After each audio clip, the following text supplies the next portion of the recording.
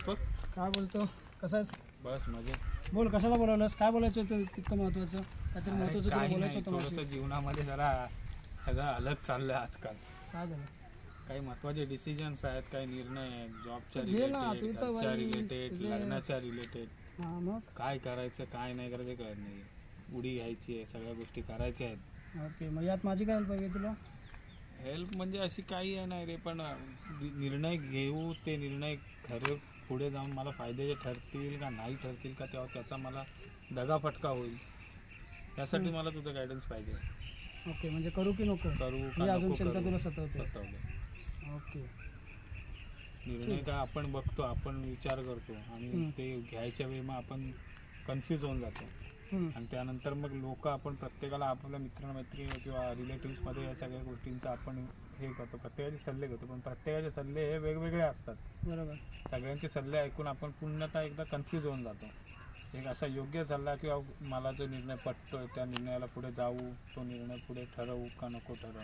मग तो सगळ्या बाबतीत, काम असो, घर असो, प्रेम असो, सुखी कुटुंब असो, या सगळ्या गोष्टींमध्ये. हां बरोबर आहे. बघ मला सांग, तू निर्णय प्लॅन करून घेतलेस प्रॉपर, तू त्याचं पुढे काय होणार किंवा त्याच्यात काही जर अडथळे आले तर काय करू शकशील, त्याचं प्लॅन बी आखलायस, त्याचं प्लॅनिंग केलंयस पूर्णपणे? पूर्णतः मी प्लॅनिंग ते केलेलं आहे की हे कसं तुला करता काय येईल, पाहिजे, या- त्याचं अंतिम जे ध्येय, अंतिम त्याचं जे त्याचा रिझल्ट जो पाहिजे, जो मी टार्गेट बघितलेला जो आहे ना, जे मी निर्णय घेतले त्या निर्णयाची आत्ताची परिस्थिती, पुढे जाऊन येणारे, पुढे दिसणारे परिणाम, काही होऊ शकतं, प्लस सगळ्या मायनस काही होऊ गोष्टीचा शकतं. विचार पण तू आता आधी प्लॅनिंग केलंस की नाही सांग मला? तू प्लॅनिंग केलंस?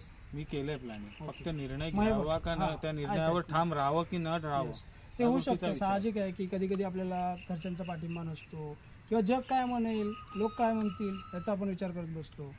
तर ते विचार करायची गरज आहे. माझं काय म्हणणं आहे, तुझा थॉट क्लिअर, तुझ्या शंका नाही आहेत त्याच्यामध्ये, तुला माहिती आहे हे जे मी ठरवलं आहे ते होऊ शकतं, हे मी असं या टायमात असं केलं तर हे होऊ शकतं, तर तू नक्की पुढे जा. हे बघ, तू जर एखादा विचार केला असतो तुझ्या जागी राईट असेल, माझ्या जागी रॉंग पण असेल, कदाचित तो मला नाही पटणार, पण जर तू केला आहेस तर तू काहीतरी त्याच्यामागे तुझी थॉट प्रोसेस असेल, माझी तुझी काहीतरी विचारसरणी असणार. तर माझ्या मते तू त्याला स्टार्ट कर, ना की पुढं थांबता. हे बघ, तू इथून चालायला सुरुवात केलीस, थोडा पुढे चाललास की कदाचित तुला कळेल की ती वाट चुकीची होती आणि तू तो रस्ता बदलून परत नवीन मार्ग तू शोधशील आणि जाशील, किंवा तुला काही वाटसरू भेटतील, काही प्रवासी त्या रस्त्यात मिळतील, ते तुला बरोबर रस्ता सांगतील आणि तू चालू लागशील.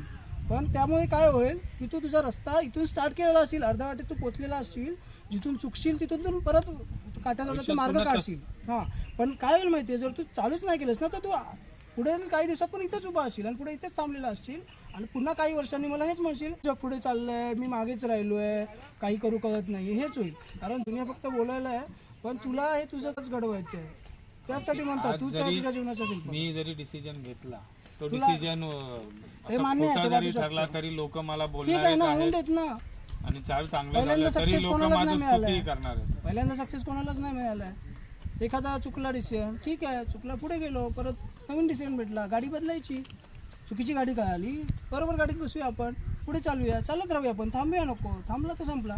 तुला आठवत असेल लहानपणी तुला एकदा सायकल घ्यायची होती, तुझ्या पप्पांनी घेऊन दिली नाही, तू खूप हट्ट धरलास, नंतर काय केलंस, माझ्याकडे आलास, मी तुला नेहमीसारखं सांगितलं, आयडिया दिली की तुला पॉकेट मनी जो मिळतो तो साठवायला सुरुवात कर.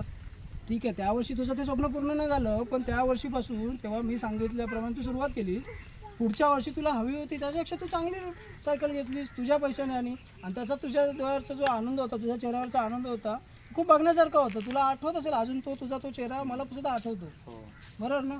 मग तो आनंद जो असेल ना, तो मला बघायचा आहे, ना की हा थांबलेला जयेश मला बघायचा आहे.